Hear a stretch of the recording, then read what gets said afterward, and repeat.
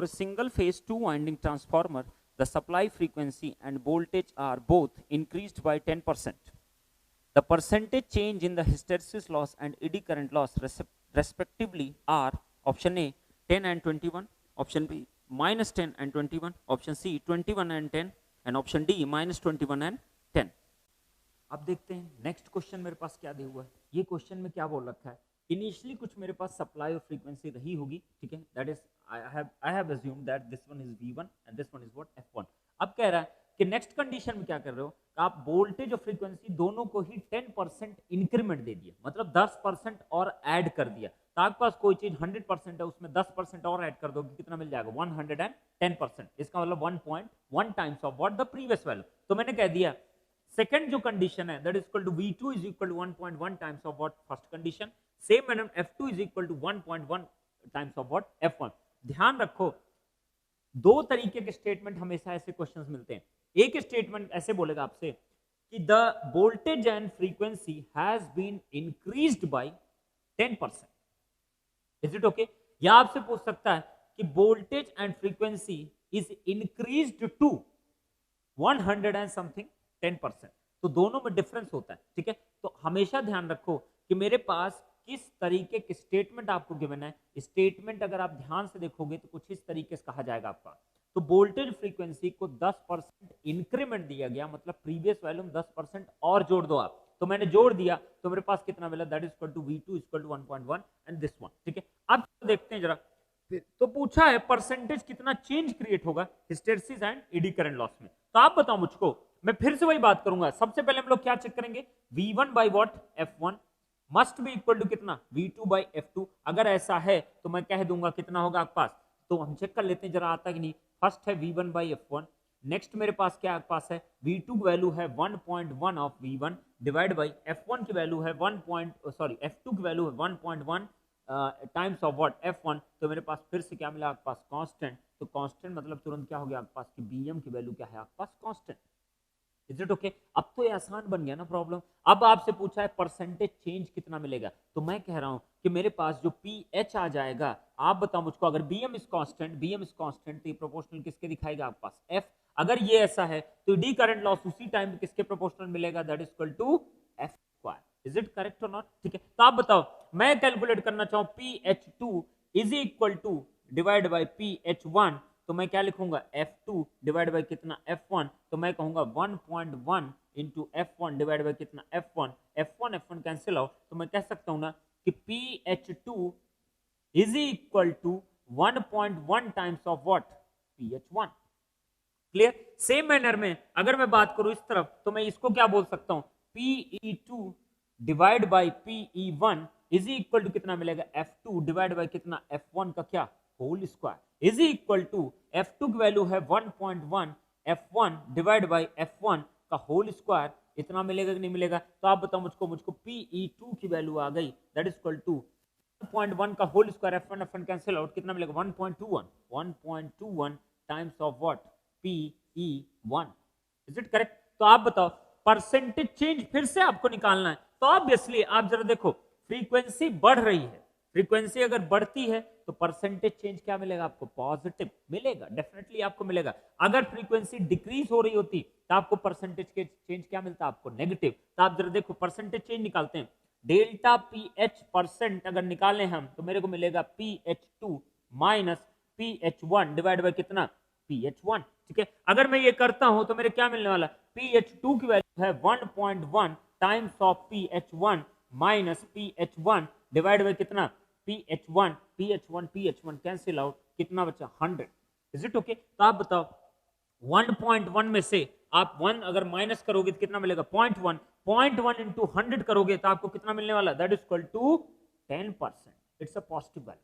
Clear. Same manner में चलो इधर चलते हैं, डेल्टा PE परसेंट अगर मुझे कैलकुलेट करना तो मैं क्या लिखूंगा, PE2 minus PE1 divide by कितना PE1 इंटू कितना 100। Is it okay. तो आप बताओ मुझको, जरा इसको सॉल्व करते मेरे क्या मिलेगा, PE2 की वैल्यू है 1.21 PE1 minus PE1 divide by कितना PE1, जरा देखो P1 कैंसिल आउट, 1.21 में से आप 1 को अगर माइनस करोगे तो कितना आएगा 0.21, और 0.21 को मल्टीप्लाई 100 करोगे तो आपको कितना आएगा, that is equal to 21%। Clear हुई इतनी बात? तो आपने क्या देखा, जब जब आप फ्रीक्वेंसी को बढ़ाओगे तब तक आपके पास जो परसेंटेज चेंज आने वाला है डेफिनेटली आपको कितना मिलेगा, that will be equal to how much, that is equal to positive value. और जब जब फ्रीक्वेंसी आप रिड्यूस करोगे डेफिनेटली आपका जो परसेंटेज चेंज कैसा आएगा आपके पास, नेगेटिव। तब बताओ अगर मैं इसी में पूछता आपसे कि Pi1 की वैल्यू कितनी होगी, Pi1 is equal to Pe1 plus कितना Ph1, इज इट करेक्ट और नॉट? ठीक है, नेक्स्ट बताओ मुझको, तो Pi2 की वैल्यू कितनी आ जाएगी, that is equal to Pe2 plus कितना Ph2। जरा बताओ Pu2 की वैल्यू है, Pu2 is how much, that is equal to 1.21 times of what Pu1 plus कितना 1.1 टाइम्स ऑफ व्हाट Ph1। तो आप बताओ ईडी करंट लॉसेस और हिस्टेरिसिस लॉसेस आपके इंक्रीज कर गए, अगर वो इंक्रीज कर जाएंगे तो डेफिनेटली आपका जो आयरन लॉसेस या कोर लॉसेस होंगे वो भी क्या करेंगे, आपके इंक्रीज कर जाएंगे। इसका मतलब हुआ अगर आप फ्रीक्वेंसी को इंक्रीज करते हो, अगर आप फ्रीक्वेंसी को इंक्रीज करते हो और V/F रेशियो क्या रहे आपका कांस्टेंट, हमेशा और हमेशा जो कोर के अंदर जो आपके टोटल कोर लॉसेस होते हैं वो भी क्या कर जाएंगे, आपके इंक्रीज कर जाते हैं। क्यों? क्योंकि आपका एडी करंट लॉस और आपके पास क्या हिस्टेरिसिस लॉस दोनों ही क्या कर जाएंगे, आपके इंक्रीज कर जाते हैं, because they depends upon the what, that is your frequency. Is it okay? But condition is what? Condition is that Bm must be what? Constant. That means V/F ratio must be what? Constant.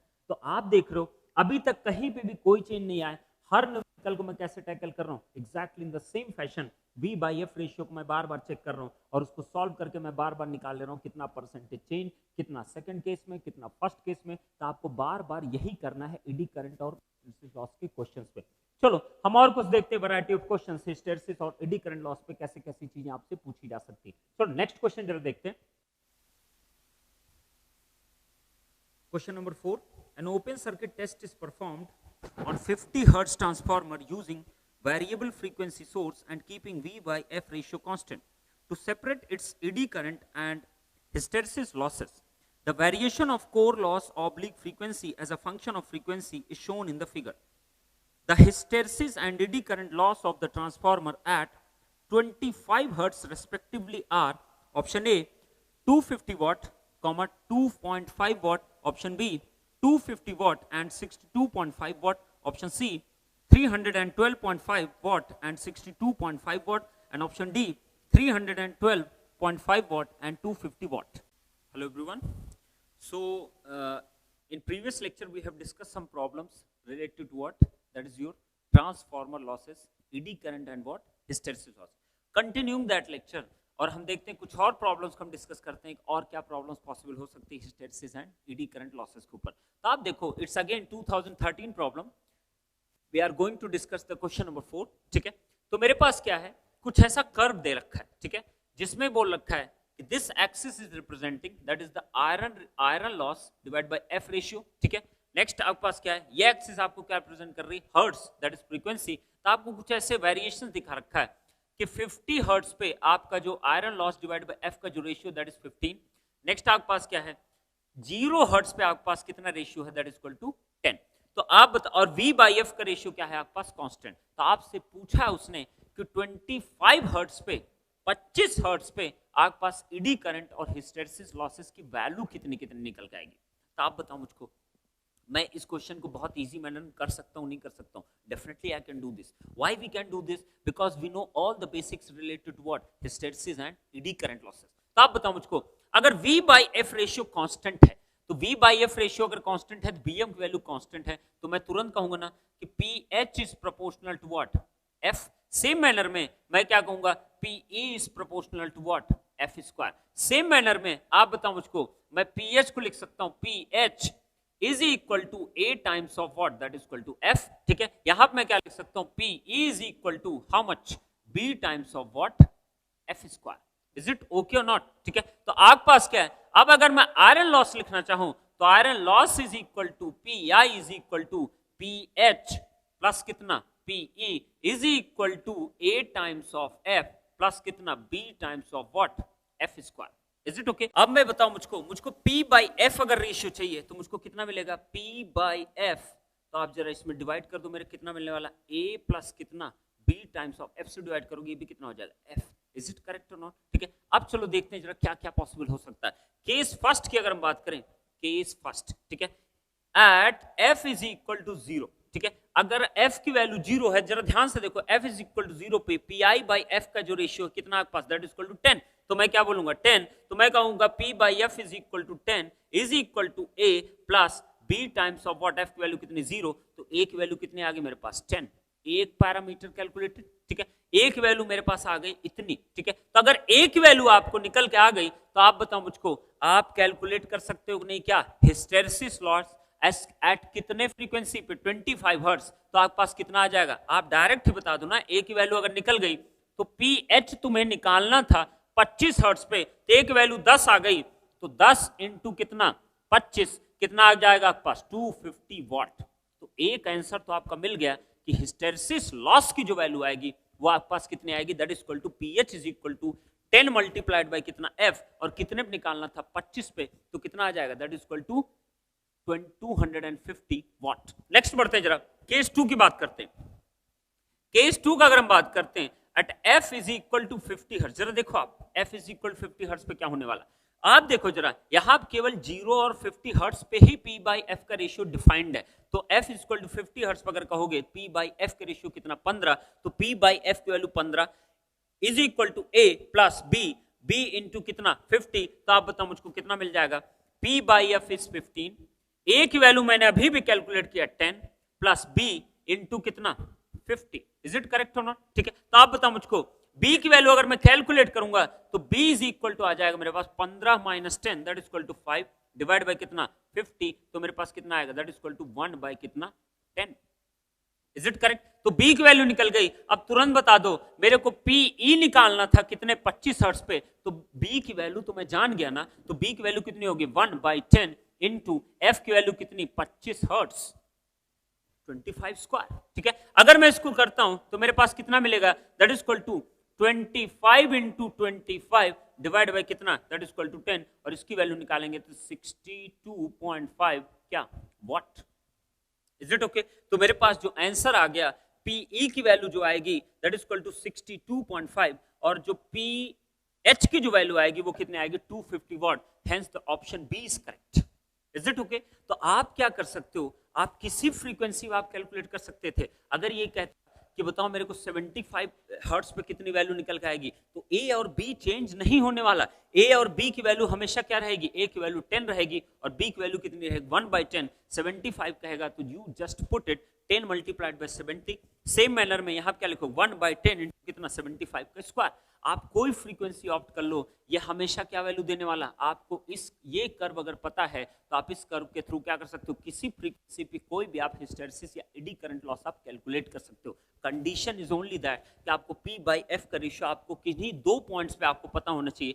दो point इसलिए required होंगे क्योंकि यहाँ पे दो variable होंगे A and B, और A and B पाने के लिए आपको दो इक्वेशन की रिक्वायरमेंट पड़ेगी, तो डेफिनेटली आपको दो पॉइंट्स की नीड भी पड़ेगी, इज इट करेक्ट? ठीक है, तो आप क्या कर सकते हो, आप इस वे में सोच सकते हो कि चीजें कितनी होगी। अब बताओ अगर 25 हर्ट्ज पे आपने पीएच और पी निकाल लिया तो टोटल आयरन लॉस कितना हो जाएगा, PI इज इक्वल टू कितना मिल जाएगा बताओ ना मुझको, that is equal to 250 plus कितना 62 पॉइंट कितना 5 वॉट, तो this is the total iron loss occurring at what 25 hertz, is it correct और नॉट? ठीक है, अब बताओ अगर कोई 50 हर्ट्ज पे आपसे पूछ लिया होता कि बताओ पीआई आयरन लॉस कितना होता, तो पीआई इज इक्वल टू आपको 50 हर्ट्ज पर निकालना है, तो मैं क्या कहूंगा 50 हर्ट्ज पे सबसे पहले पीएच कैलकुलेट करोगे, पीएच की वैल्यू 50 हर्ट्ज पे कितनी आएगी आपके पास, that is equal to 10 times of what 50 hertz, ठीक है, तो कितना आ गया 500 वॉट, ठीक है। नेक्स्ट बताओ पी की वैल्यू अगर 50 हर्ट्ज पूछा होता तो 1 बाई 10 इंटू कितना 50 इंटू कितना 50, तो कितना आता है आपके पास, that is equal to 250 what,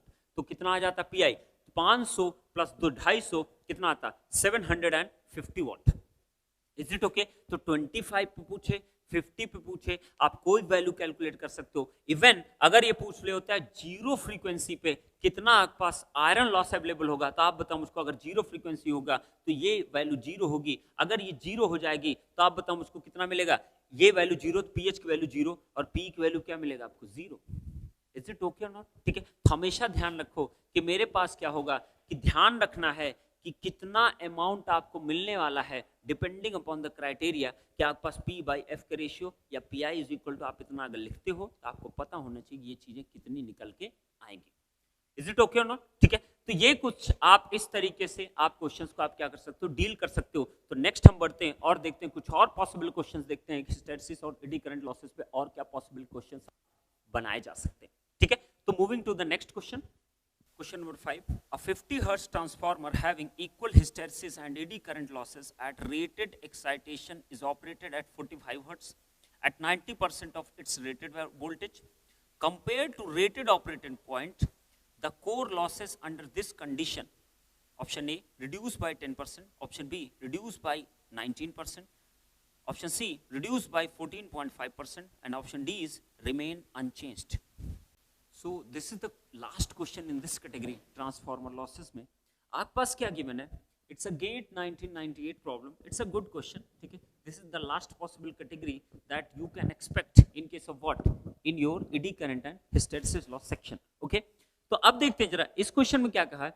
आपको दिया हुआ है कि जब आपके पास रेटेड वोल्टेज है, मतलब मैंने कह दिया फर्स्ट कंडीशन V1 और F1 की वैल्यू 50 हर्ट्ज है, उस केस में जो एडी करंट लॉस है और जो आपके पास हिस्टेरिसिस लॉस है दोनों ही क्या है, इक्वल है। तो मैंने दोनों की इक्वल बना दिया, P1 is equal to PH1 is equal to कितना P। ठीक है, तो आप बताओ मुझको, अगर ये फर्स्ट केस की बात की जाए, यहाँ पे आयरन लॉस निकालना हो तो आयरन लॉस की वैल्यू कितनी आएगी, PI1 इज इक्वल टू, आप लिख सकते हो ना P1 प्लस कितना PH1, और दोनों की वैल्यू P की इक्वल है 2 टाइम्स ऑफ P, लिख सकता हूं नहीं लिख सकता हूं? This is the total iron loss under first condition.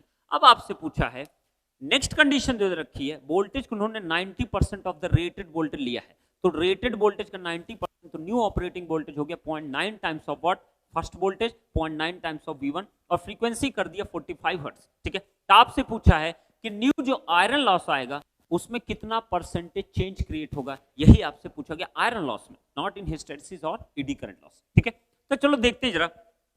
सबसे पहले क्वेश्चन में हमेशा की तरह सबसे पहले क्या चेक करेंगे, हम V by F ratio check करेंगे, V1 बाई F1 is equal to V2 by F2, जरा करके देखते हैं मेरा आता है कि नहीं आता। तो फर्स्ट केस में V1 है और क्या है आपके पास F1 है, तो वैल्यूज दे देते हैं, V1 डिवाइड बाई कितना 50, क्लियर। ठीक है, नेक्स्ट बात करते हैं, इज इक्वल टू कितना V2 वैल्यू कितनी 0.9 इंटू कितना V1 डिवाइड बाई कितना 45, इज इट करेक्ट और नॉट? ठीक है, तो आप बताओ मुझको, मैं अगर इनकी वैल्यूज को कैलकुलेट करना चाहूं तो जरा इसका रेशियो देखो और इसका रेशियो अगर कैलकुलेट करते हैं तो मेरे कितना मिलने वाला है, I think both ratio will be what, equal.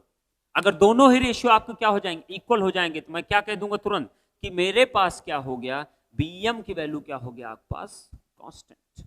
ठीक है, you can calculate this ratio. ठीक है, आपको मिल जाएगा, दोनों का ही रेशियो क्या आएगा आपके पास, सेम 1/50 करो और 0.9/45 करो, दोनों की वैल्यू कितनी आएगी आपके पास, सेम। ओके, तो Bm की वैल्यू क्या आ गया आपके पास, कांस्टेंट। अब अगर Bm कांस्टेंट हो गया तो तुरंत आपको दिमाग में आना चाहिए PH hysteresis loss is directly proportional किसके, F। ठीक है, F अगर है तो मैं कह सकता हूं ना कि मेरे पास क्या हो गया, PH2 divide by PH1 is equal to कितना F2 डिवाइड बाई कितना F1, इज इट ओके और नॉट? ठीक है, और F2 की वैल्यू मेरे पास कितनी है 45 और F1 की वैल्यू मेरे पास कितना है 50, इज इट करेक्ट और नॉट? तो मैं कह सकता हूं ना PH2 इज इक्वल टू कितना 45 डिवाइड बाई कितना 50 टाइम्स ऑफ व्हाट PH1, और PH1 की वैल्यू किसके इक्वल है, that is equal to capital P, तो मैं क्या लिख सकता हूं, into capital P। Is it correct? Next आ जाओ जरा, एडी करंट लॉस की बात करते हैं, Bm इज कांस्टेंट, इसका मतलब PE is proportional to F square, तो मैं कह सकता हूं PE divide by PE1 is equal to F2 divide by कितना F1 का क्या होल स्क्वायर, और F2 की वैल्यू मेरे पास है 45 डिवाइड बाई कितना 50 का क्या whole square, is it correct और नॉट? ठीक है, अब बताओ PE2 is equal to PE1 इधर जाएगा तो मुझको मिलेगा 45 डिवाइड बाई कितना 50 का क्या whole square multiplied by PE1, और PE1 की वैल्यू किसके इक्वल है, that is equal to capital P, तो मैं इसको भी किसके इक्वल बना दूंगा, that is equal to capital P। Correct और नॉट? ठीक है, तो ये आ गया P2 और PS2 की वैल्यू। तो अब अगर कोई कहे तो बताओ PI2 इज इक्वल टू क्या होगा, PH2 प्लस कितना PE2, तो PH2 की वैल्यू आपके पास है 45 डिवाइड बाय कितना 50। नेक्स्ट नेक्स्ट मेरे पास कितना प्लस 45 डिवाइड बाई 50 का क्या होल स्क्वायर, और टोटल कितना कॉमन आपके पास है, that is equal to P, दोनों का ऐड कर दिया, दैट्स ऑल, ठीक है। PI2 वैल्यू इतनी आ गई, ठीक है। तो आप बताओ मुझको नेक्स्ट अगर मैं काम करूं कि मेरे पास परसेंटेज चेंज निकालना है, तो delta PI is equal to कितना आएगा, PI2 minus PI1 divide by कितना, PI1 इंटू कितना 100, ठीक है। तो जरा इसको निकालते हैं, जरा परसेंटेज चेंज मेरे को कितना आने वाला, PI2 की जो वैल्यू आई है that is equal to 45 divide by 50 plus कितना 45 स्क्वायर डिवाइड बाई 50 का square bracket into P minus PI1 की जो वैल्यू आपके पास अवेलेबल है that is equal to 2 times of P divide by PI1, और PI1 की वैल्यू कितनी 2P, तो P से P तो कैंसिल आउट हो गया, मल्टीप्लाई कितने से कर दो आप 100। जब भी आप ऐसा करोगे definitely you are going to get the ratio that is equal to how much you are going to get, you are going to get that is equal to minus 14.5%। कितना मिलेगा आपको, माइनस 14.5%।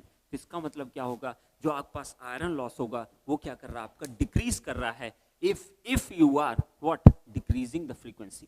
और आपको पता भी होना चाहिए, हम लोग कई बार कर चुके इस चीज को, जब भी आप फ्रीक्वेंसी को आप डिक्रीज करते हो तो आपके पास ईडी करंट लॉसेस भी डिक्रीज होते हैं और ज्यादा रेट से डिक्रीज करता है। सेम मैनर में हिस्टेरेसिस लॉस भी क्या करता है, आपका डिक्रीज होता है। तो ऑब्वियसली आपके पास आयरन लॉस भी क्या करेगा, आपका डिक्रीज करेगा। अगर डिक्रीज करेगा तो उसका परसेंटेज चेंज आपका क्या आएगा, नेगेटिव ही आएगा। तो एटलीस्ट आप ऑप्शन एलिमिनेशन पे भी आप जा सकते थे। कैसे आप एलिमिनेट कर सकते थे, आपके पास जो होगा सारे ऑप्शन आपके पास रिड्यूस में ही दिए हुए थे, क्या ऑप्शन आप एलिमिनेट कर सकते हो, nothing, you can do this one, ठीक है। देन यू हैव टू, हाँ डेफिनेटली आप क्या कर सकते हो, आप डी ऑप्शन को एलिमिनेट कर सकते हो, दैट इज रिमेन अनचेंज, तो रह ही नहीं सकता। क्यों नहीं रह सकता, बिकॉज फर्स्ट केस और सेकंड केस में डेफिनेटली आपका आयरन लॉस जो आने वाला that is the totally different value. Why it is totally different value, because V/F ratio is constant and frequency is reduced. Frequency अगर रिड्यूस होगी तो iron loss भी क्या करेगा, आपका इंक्रीज कर जाएगा। तो I think you guys have got the better idea about what, how to calculate the hysteresis losses and eddy current losses, and how to calculate the iron losses, how to calculate the percentage change, how to get the, तो हमेशा one point में अगर कहा जाए तो आपको क्या पता होना चाहिए, दिस रिलेशन आपको हमेशा पता होना चाहिए, दिस रिलेशन आपको हमेशा पता होना चाहिए। तो आपको कुछ भी याद करने की जरूरत नहीं, बस इन दोनों रिलेशन को याद रखो और बस दो चीजें आप चेक किया करो, V/F रेशियो कांस्टेंट है कि नहीं है। अगर कांस्टेंट है तो definitely you are going to get all such type of conclusion. आप इस तरीके से क्वेश्चंस को क्या कर सकते हो, आप परफॉर्म कर। इसीलिए इसके ऊपर मैंने 5 to 6 क्वेश्चंस मैंने सेलेक्ट किए, जिससे आपको एक क्लियर आइडिया आपको लग सके हिस्टेरेसिस और एडी करंट लॉस के क्वेश्चंस को आप कैसे आप हैंडल करने वाले। क्लियर हुई इतनी बात। तो अगर आपको hysteresis loss, eddy current loss, ये सारी चीजें आपको क्लियर हो गई, कॉपर लॉस कैसे आप कैलकुलेट करोगे आपको ऑलरेडी बता चुका मैं, ठीक है। तो इन सारी चीजों को अगर आप जान चुके हो तो नेक्स्ट में हम लोग क्या मूव ऑन कर सकते हैं, हम मूव कर सकते हैं इफिशियंसी सेक्शन में। तो इफिशियंसी जब हम बात करेंगे तो इफिशियंसी में आपको बार बार आएगी, ट्रांसफार्मर की पावर की बात की जाएगी और उसमें लॉसेस की बात की जाएगी। तो वहां जो होंगे कोर लॉसेस की बात की जाएगी। तो आपको पता होना चाहिए what is the meaning of the core loss, ठीक है। अब कोर लॉस कैसे टेस्टिंग से क्रिएट होती है, उसके लिए हम ओपन सर्किट टेस्ट परफॉर्म करते हैं। सेम मैनर में कॉपर लॉसेस की जो टेस्टिंग की जाती है उसको पाने के लिए उसको हम बोलते हैं शॉर्ट सर्किट टेस्ट, और आयरन लॉसेस को पाने के लिए जो टेस्ट किया जाता है उसको हम क्या बोलते हैं, नो लोड टेस्ट या ओपन सर्किट टेस्ट।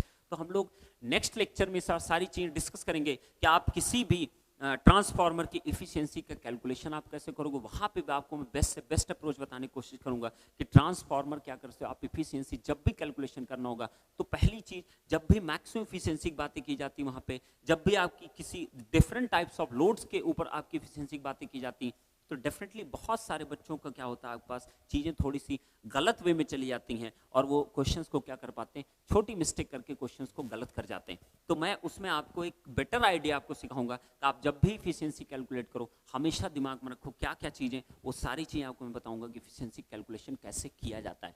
तो I think you guys are just enjoying the transformer lecture, ठीक है।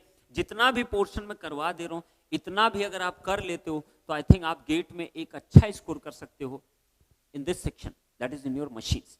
मैं जो भी क्वेश्चन सेलेक्ट कर रहा हूं, क्वेश्चंस के थ्रू मैं बेसिक्स को काफी क्लियर कर दे रहा हूं, आपके बहुत ही अच्छे वे में क्लियर करने की ट्राई कर रहा हूं, using what, using the questions, ठीक है। अब क्वेश्चंस के बेस पे आपको बहुत कुछ आइडिया लग जाएगा कि इसके बिहाइंड जो आप बेसिक्स यूज करते हो, आप उन बेसिक्स को कैसे आप अप्लाई कर सकते हो जब भी आपके पास कोई क्वेश्चन फ्रेम होता है। Is it okay? तो जितने भी अभी तक टॉपिक आपको बताया, equivalent circuit, operating principle, losses, उसके बाद आपके पास क्या 3 वाइंडिंग ट्रांसफार्मर, सब में आपको एक बेसिक आपको सिखाया गया। उस बेसिक को अगर आप पकड़ के चलोगे तो definitely you are not going to do any mistake on the questions based on these topics. Is it okay? So enjoy all this lecture and share to your friends and share to the community who really need such kind of lectures. Definitely God will help you. ठीक है? तो मेरे पास क्या है, next lecture हम लोग discuss करेंगे कुछ डिफरेंट चीजें, जिसमें हम इफिशियंसी की बातें करेंगे, ओपन सर्किट टेस्ट की बात करेंगे और शॉर्ट सर्किट टेस्ट की बात करेंगे, और उस पर हम क्वेश्चंस का कुछ डिस्कशन करेंगे। Till then bye and definitely you guys may God bless you all and thank you so much.